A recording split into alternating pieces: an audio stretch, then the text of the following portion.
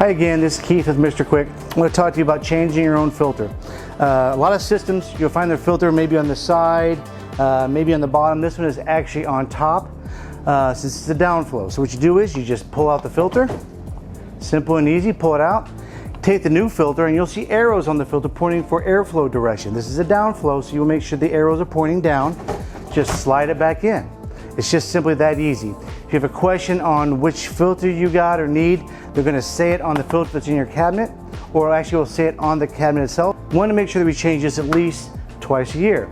If you have a 1-inch filter, you need to change that once a month no matter what. Even if you pull it out and it doesn't look that dirty, it's still going to have a film on it that you may not even see. Replace it once a month to make sure that you're keeping your system running, airflow going through nicely, and keeping dirt and debris out of your system and out of your home. And really just got to pull it out. Again, this is a high-end electronic filter. Just pull it out.